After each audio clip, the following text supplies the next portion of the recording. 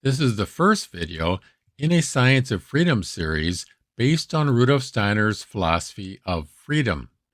The philosophy of freedom is Steiner's most important work, written during the respected scholar period of his life before he turned to occult mysticism.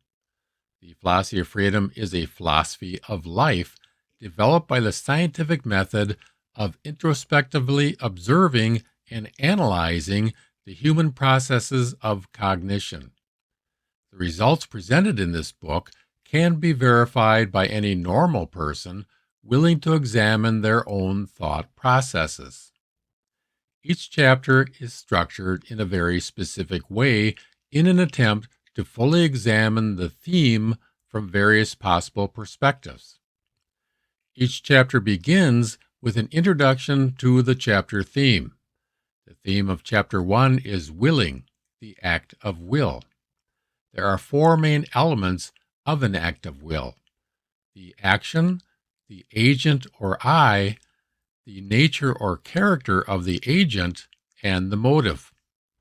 A person can direct their attention toward any of the four to emphasize that aspect of an act of will.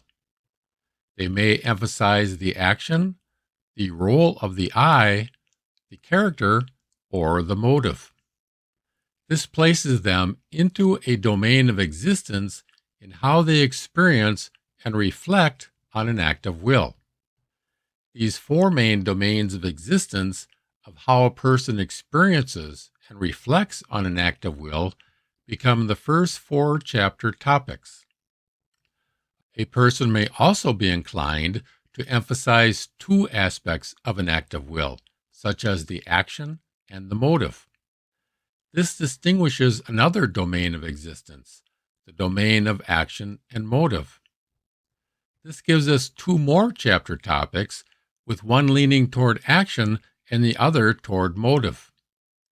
In this way, we can distinguish more domains and the rest of the chapter topics. In this video series, I will go into detail for each topic to explain these relationships.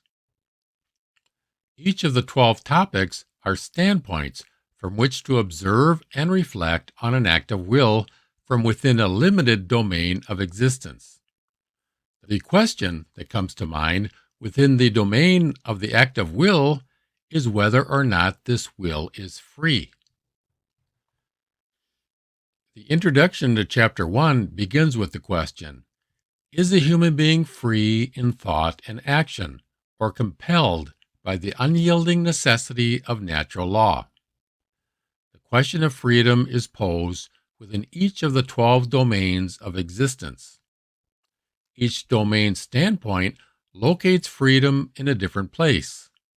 Each freedom is then questioned by revealing a determinant that compels the action in that domain, which means the freedom was merely an illusion. Where is freedom located?